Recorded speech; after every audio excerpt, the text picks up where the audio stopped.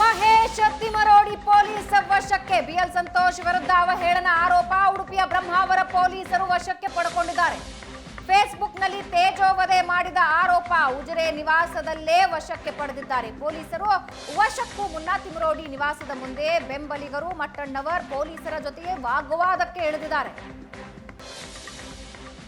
ಹಿಂದೆ ವಕೀಲರು ಬಂದು ನೋಟಿಸ್ ಸರ್ವ್ ಮಾಡೋವಾಗ್ಲೂ ನೀವು ಹೈ ಡ್ರಾಮಾ ಆಗಿದ್ದನ್ನ ನೋಡಿದ್ರಿ. ಎಎಸ್ಪಿ ಸುಧಾಕರ್ ನಾಯಕ್ ನೇತೃತ್ವದಲ್ಲಿ ವಶಕ್ಕೆ ಪಡೆದಿದ್ದಾರೆ ತಿಮರೋಡಿಯನ್ನ. ಪೊಲೀಸರು ತಿಮರೋಡಿ ನಿವಾಸದ ಮುಂದೆ ಬಂದಾಗ ಒಂದು ಹೈ ಡ್ರಾಮಾ ನಡೆದಿದೆ. ಮಟ್ಟಣ್ಣವರ್ ಪೊಲೀಸರ ಜೊತೆ ವಾಗ್ವಾದ ನಡೆಸ್ತಾ ಇರೋ ದೃಶ್ಯ, ಅದನ್ನ ಪೊಲೀಸರು ಕೂಡ ವಿಡಿಯೋ ರೆಕಾರ್ಡ್ ಮಾಡ್ಕೊಂಡಿದ್ದಾರೆ. ನೀಟಾಗಿ ಅದನ್ನ ಕೂಡ ವಿಡಿಯೋ ರೆಕಾರ್ಡ್ ಮಾಡ್ಕೊಂಡಿದ್ದಾರೆ. ತಿಮರೋಡಿಯನ್ನ ಕರ್ಕೊಂಡು ಬರೋವಾಗ ಘೋಷಣೆಗಳನ್ನ ಕೂಗಿದ್ದನ್ನ ನೀವು ನೋಡಿದ್ರಿ.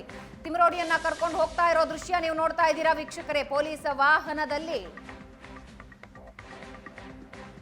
ತಿಮರೋಡಿಯನ್ನ ಕರೆದುಕೊಂಡು ಹೋಗ್ತಾ ಇದ್ದಾರೆ. ತಿಮರೋಡಿ ನಿವಾಸದ ಮುಂದೆ ಯಾವ ರೀತಿ ಹೈ ಡ್ರಾಮಾ ಆಗ್ತಾ ಇದೆ ನೋಡ್ತಾ ಇದ್ದೀರಾ. ಹಿಂದೆಗಡೆ ನಿಂತು ಬೆಂಬಲಿಗರು ಘೋಷಣೆಗಳನ್ನ ಕೂಗುತ್ತಾ ಇದ್ದಾರೆ.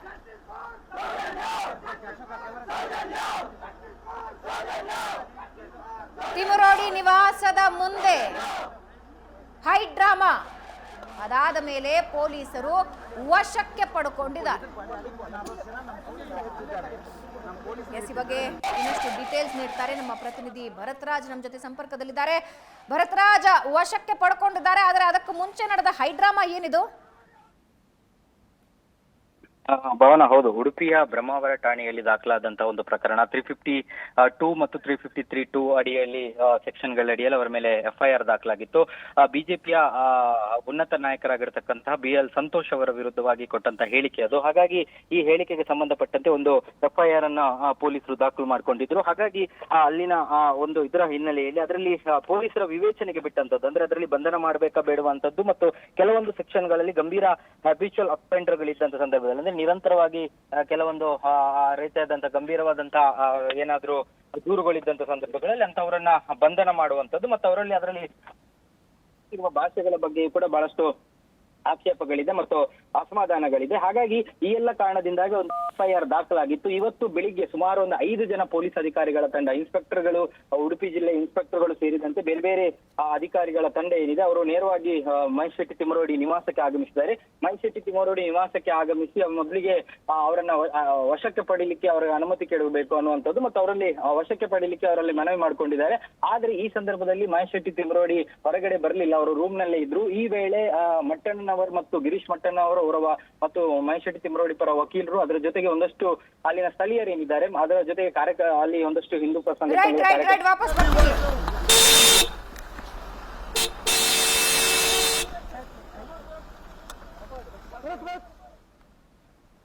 ತಿಮರೋಡಿಯನ್ನ ಕರೆದುಕೊಂಡು ಹೋಗ್ತಾ ಇರೋ ವಿಜುವಲ್ ಅನ್ನ ನೀವು ನೋಡ್ತಾ ಇದ್ದೀರಾ. ಪೊಲೀಸ್ ವಾಹನದಲ್ಲ, ತಿಮರೋಡಿ ವಾಹನದಲ್ಲೇ ಕರೆದುಕೊಂಡು ಹೋಗ್ತಾ ಇದ್ದಾರೆ. ತಿಮರೋಡಿ ವಾಹನದಲ್ಲೇ ಬರ್ತೀನಿ ಅಂತ ತನ್ನ ವಾಹನದಲ್ಲೇ ಪೊಲೀಸ್ ಠಾಣೆಗೆ ಹೋಗ್ತಾ ಇದ್ದಾರೆ. ಮಹೇಶ್ ಶೆಟ್ಟಿ ತಿಮರೋಡಿಯನ್ನ ಈಗಾಗಲೇ ವಶಕ್ಕೆ ಪಡೆಯಲಾಗಿದೆ. ಬಿಎಲ್ ಸಂತೋಷ್ ವಿರುದ್ಧ ನಿಂದನೆಯ ಆರೋಪ. ಮಹೇಶ್ ಶೆಟ್ಟಿ ತಿಮರೋಡಿ ವಿರುದ್ಧ ಪ್ರಕರಣ ದಾಖಲಾಗಿದ್ದು ಬ್ರಹ್ಮಾವರ ಠಾಣೆಯಲ್ಲಿ ಪ್ರಕರಣ ದಾಖಲಾಗಿದೆ. S Bharathraj, continue. ಅವರ ಸ್ವಂತ ವಾಹನದಲ್ಲಿ ಹೋಗಿದ್ದನ್ನ ನಾವು ನೋಡಿದ್ವಿ, ಜೊತೆಗೆ ಗಿರೀಶ್ ಮಟ್ಟಣ್ಣವರ್ ಕೂಡ ಅದೇ ವಾಹನದಲ್ಲಿ ಇದ್ರು. Please continue. ಭಾವನ, ಹೌದು, ಯಾಕಂದ್ರೆ ಈ ಒಂದು ಪ್ರಕರಣ ಏನಿದೆ ಈ ಭಾಗದಲ್ಲಿ ಹೆಚ್ಚಿನ ಸಂಖ್ಯೆಯಲ್ಲಿ ಜನ ಇರ್ತಾರೆ. ಅದ್ರ ಜೊತೆಗೆ ಅವರ ಮನೆ ಕೂಡ, ಆ ಮನೆಯ ಭಾಗದಲ್ಲೂ ಕೂಡ ಹೆಚ್ಚಿನ ಸಂಖ್ಯೆಯಲ್ಲಿ ಜನ ಸೇರ್ಲಿಕ್ಕೆ ಆರಂಭ ಕೂಡ ಮಾಡಿದ್ರು. ಇಂಥ ಸಂದರ್ಭದಲ್ಲಿ ಸಹಜವಾಗಿ ಪೊಲೀಸರು ಆ ಒಂದು ಪ್ರಕರಣವನ್ನ ನಿಭಾಯಿಸುವಂತದ್ದು. ಯಾಕಂದ್ರೆ ಉಡುಪಿಯಿಂದ ಬಂದಂತವ್ರು, ಅಲ್ಲಿ ಅವರಿಗೆ ಆ ಸ್ಥಳೀಯ ಪೊಲೀಸರ ನೆರವು ಕೂಡ ಇತ್ತು. ಹೆಚ್ಚಿನ ಸಂಖ್ಯೆಯಲ್ಲಿ ಸ್ಥಳೀಯ ಬೆಳ್ತಂಗಡಿ ಠಾಣೆಯ ಪೊಲೀಸರು ಕೂಡ ಇದ್ರು. ಅದ್ರ ಜೊತೆಗೆ ಉಡುಪಿಯ ಡಿವೈಎಸ್ಪಿ ಅವರು ಕೂಡ ಆ ಘಟನಾ ಸ್ಥಳದಲ್ಲಿ ಆ ಒಂದು ಸ್ಥಳಕ್ಕೆ ಬಂದಿದ್ರು. ಈ ಸಂದರ್ಭದಲ್ಲಿ ಸಹಜವಾಗಿ ಅವರನ್ನ ನಾವು ಕರ್ಕೊಂಡು ಹೋಗ್ತೀವಿ ವಿಚಾರಣೆಗೆ, ಅವರಿಗೆ ನೋಟಿಸ್ ಕೊಟ್ಟಿದ್ದೀವಿ ನಿನ್ನೆ, ಹಾಗಾಗಿ ಅವರನ್ನ ಇವತ್ತು ಕರ್ಕೊಂಡು ಹೋಗ್ತೀವಿ ಅನ್ನುವಂಥದ್ದನ್ನ ಪೊಲೀಸರು ಅವರಿಗೆ ಮನವರಿಕೆ ಮಾಡುವ ಪ್ರಯತ್ನಗಳನ್ನ ಮಾಡಿದ್ರು. ಆದ್ರೆ ಈ ಸಂದರ್ಭದಲ್ಲಿ ವಕೀಲರು ಹೇಳಿದಂತದ್ದು, ನಾವಾಗೇ ಠಾಣೆಗೆ ಬರ್ತೀವಿ, ಬ್ರಹ್ಮಾವರ ಠಾಣೆಗೆ ನೋಟಿಸ್ ವಿಚಾರದಲ್ಲಿ ನಾವು ವಿಚಾರಣೆಗೆ ಹಾಜರಾಗ್ತೀವಿ, ಅವರನ್ನ ಕರ್ಕೊಂಡು ಹೋಗುವಂತ ಅವಶ್ಯಕತೆ ಇಲ್ಲ ಅನ್ನುವಂತ ಒಂದು ವಾದವನ್ನ ವಕೀಲರು ಮಾಡ್ತಾರೆ.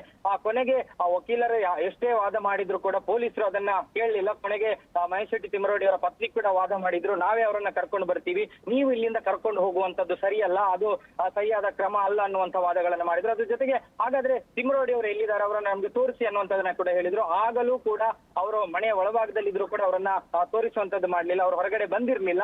ಕೊನೆಗೆ ನಾವು ಮನೆಯನ್ನ ಸರ್ಚ್ ಮಾಡಬೇಕು ಅನ್ನುವಂತಹ ಒಂದು ಮನವಿಯನ್ನ ಕೂಡ ಪೊಲೀಸರು ಮಾಡ್ಕೊಂಡ್ರು, ನಮಗೆ ಸರ್ಚ್ ಮಾಡಬೇಕು ಅನ್ನುವಂಥದ್ದು. ಆಗ್ಲೂ ಕೂಡ ಅಷ್ಟೇ ಸರ್ಚ್ ಮಾಡ್ಲಿಕ್ಕೆ ಅವಕಾಶ ಇಲ್ಲ, ಯಾಕಂದ್ರೆ ನಿಮ್ಮ ಹತ್ರ ಸರ್ಚ್ ವಾರೆಂಟ್ ಇದೆಯಾ ಅನ್ನುವಂಥದ್ದನ್ನ ಅಲ್ಲಿ ವಕೀಲರು ಪ್ರಶ್ನೆಯನ್ನ ಮಾಡ್ತಾರೆ. ಹಾಗಾಗಿ ಕೊನೆಗೆ ಆ ಒಂದು ಯಾವುದೇ ರೀತಿಯಾದಂತ ಅಂದ್ರೆ ನಿರಂತರವಾಗಿ ಮಟ್ಟಣ್ಣನವರು, ವಕೀಲರು ಮತ್ತು ಬೇರೆ ಬೇರೆ ಅಲ್ಲಿದ್ದಂತ ಪೊಲೀಸರ ಟೀಮ್ ಏನಿದೆ ಅವರ ಮಧ್ಯೆ ಒಂದು ರೀತಿಯಾದಂತಹ ವಾಗ್ವಾದಗಳು ನಡೆಯುತ್ತೆ. ನಾವು ಕಾನೂನು ಪ್ರಕಾರವಾಗಿ ಒಂದು FIR ದಾಖಲಾದಂತಹ ಪ್ರಕರಣದಲ್ಲಿ ಒಬ್ಬ ತನಿಖಾಧಿಕಾರಿ ಅವರನ್ನ ವಶಕ್ಕೆ ಪಡೀಲಿಕ್ಕೆ ಬಂದಿರುವಂತದ್ದು, ದಯವಿಟ್ಟು ನೀವು ಸಹಕಾರವನ್ನ ಕೊಡಿ ಅನ್ನುವಂತ ಮನವಿಗಳನ್ನ ಪೊಲೀಸರು ಮಾಡ್ಕೊಳ್ತಾರೆ.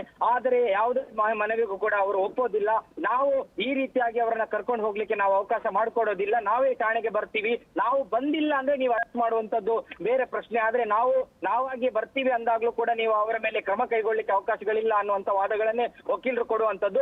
ಕೊನೆಗೆ ಅಂತಿಮವಾಗಿ ಪೊಲೀಸರು ಅಂದ್ರೆ ಅದು ಸಾಕಷ್ಟು ಸಂಖ್ಯೆಯಲ್ಲಿ ಕಾರ್ಯಕರ್ತರು ಕೂಡ ಅಂದ್ರೆ ಆ ಭಾಗಕ್ಕೆ ಒಂದಷ್ಟು ಯುವಕರು ಕೂಡ ಬರ್ತಾ ಇದ್ರು. ಈ ಸಂದರ್ಭದಲ್ಲಿ ಸಹಜವಾಗಿ ಯಾವುದೇ ರೀತಿಯಾದಂತಹ ಮಾಡ್ಲಿಕ್ಕೆ ಅವಕಾಶಗಳು ಇರಲಿಲ್ಲ, ಫೋರ್ಸೆಬಲಿ ಮಾಡುವಂತ ಅವಕಾಶಗಳು ಅವರಿಗಿರ್ಲಿಲ್ಲ.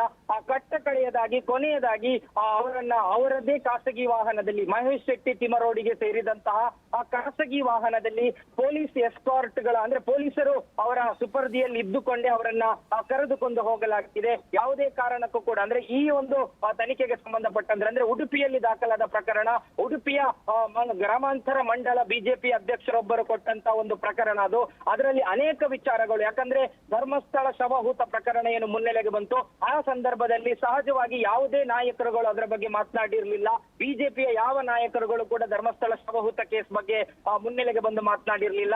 ಆ ಆರಂಭದ ಹೊತ್ತಿನಲ್ಲಿ ತಮ್ಮ ಸೋಷಿಯಲ್ ಮೀಡಿಯಾದಲ್ಲಿ ಪೋಸ್ಟ್ ಹಾಕಿದವರು BL ಸಂತೋಷ್, ಧರ್ಮಸ್ಥಳದ ಅವಹೇಳನ ಆಗ್ತಾ ಇದೆ, ಧರ್ಮಸ್ಥಳದ ವಿರುದ್ಧ ಅಪಪ್ರಚಾರಗಳಾಗ್ತಾ ಇದೆ, ನಮ್ಮ ಧಾರ್ಮಿಕ ಶ್ರದ್ಧಾ ಕೇಂದ್ರದ ಬಗ್ಗೆ ಅದರ ನಂಬಿಕೆಯನ್ನ ಉಳಿಸುವಂತ ಕೆಲಸ ಆಗಬೇಕು ಅಂತ ಯಾವಾಗ ಅವರೊಂದು ರಿಕ್ವೆಸ್ಟ್ ಅನ್ನ ಮಾಡ್ಕೊಂಡ್ರೋ, ಯಾವಾಗ ಅವರೊಂದು ಸೋಷಿಯಲ್ ಮೀಡಿಯಾದಲ್ಲಿ BL ಸಂತೋಷ್ ಒಂದು ಪೋಸ್ಟ್ ಅನ್ನ ಹಾಕ್ತಾರೋ, ಆ ಪೋಸ್ಟ್ ಅನ್ನ ಹಾಕಿದ ಬಳಿಕ ಇಡೀ ಪ್ರಕರಣ ಮತ್ತೆ ಚರ್ಚೆಗೆ ಬರುತ್ತೆ.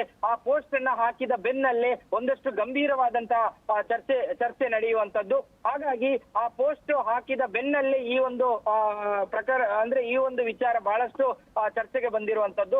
ಆ ಬಳಿಕ ಆ ಪೋಸ್ಟಿನ ನಂತರ ಈ ಒಂದು ಪ್ರಕರಣಕ್ಕೆ ಸಂಬಂಧಪಟ್ಟಂತೆ, ಈ ಒಂದು ವಿಚಾರಕ್ಕೆ ಸಂಬಂಧಪಟ್ಟಂತೆ ಅನೇಕ ಬಿಜೆಪಿ ನಾಯಕರುಗಳು ಮಾತನಾಡ್ಲಿಕ್ಕೆ ಆರಂಭ ಮಾಡಿದ್ರು, ಅನೇಕ ಬಿಜೆಪಿ ನಾಯಕರುಗಳು ಈ ಬಗ್ಗೆ ಚರ್ಚೆಯನ್ನ ಮಾಡ್ಲಿಕ್ಕೆ ಆರಂಭ ಮಾಡಿದ್ರು, ಅನೇಕ ಬಿಜೆಪಿ ನಾಯಕರುಗಳು ಇದರ ಬಗ್ಗೆ ಧ್ವನಿ ಎತ್ತಿದ್ರು.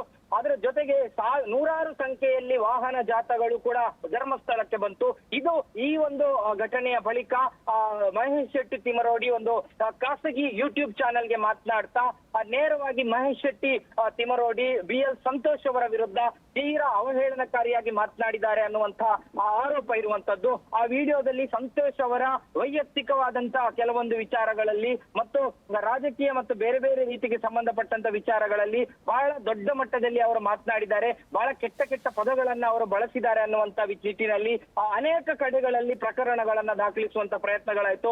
ಆ ಉಳ್ಳಾಲ ಪೊಲೀಸ್ ಠಾಣೆಗೆ, ಮಂಗಳೂರಿನ ಉಳ್ಳಾಲ ಪೊಲೀಸ್ ಠಾಣೆ ಸೇರಿದಂತೆ ಬೇರೆ ಬೇರೆ ಕಡೆಗಳಲ್ಲಿ ಕೇಸುಗಳನ್ನು ಕೊಟ್ಟರು. ಆದ್ರೆ ಆರಂಭದಲ್ಲಿ ಕೊಟ್ಟಂತಹ ಪ್ರಕರಣ ಉಡುಪಿಯ ಬ್ರಹ್ಮಾವರದಲ್ಲಿ. ಹಾಗಾಗಿ ಉಡುಪಿಯ ಬ್ರಹ್ಮಾವರದ ಪ್ರಕರಣಕ್ಕೆ ಸಂಬಂಧಪಟ್ಟಂತೆ ಸೆಕ್ಷನ್ 352 ಮತ್ತು 353(2) ಅಡಿಯಲ್ಲಿ FIR ಅನ್ನ ಪೊಲೀಸರು ದಾಖಲಿಸಿಕೊಳ್ತಾರೆ.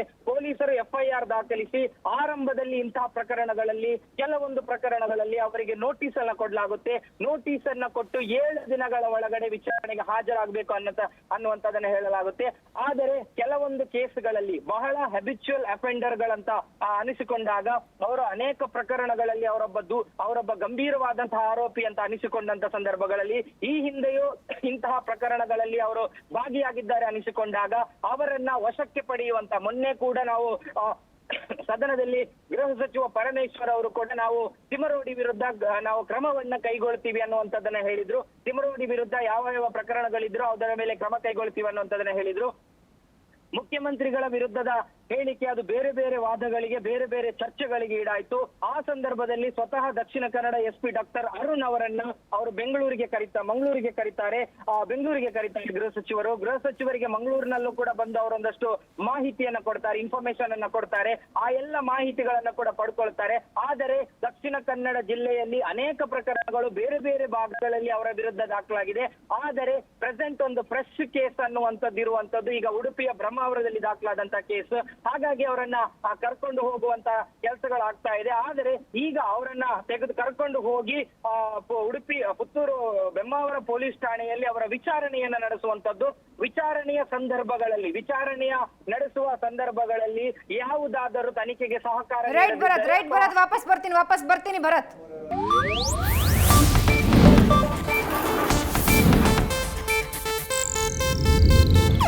ಇದು ಏಷ್ಯಾನೆಟ್ ನ್ಯೂಸ್ ನೆಟ್ವರ್ಕ್ ಪ್ರಸ್ತುತಿ.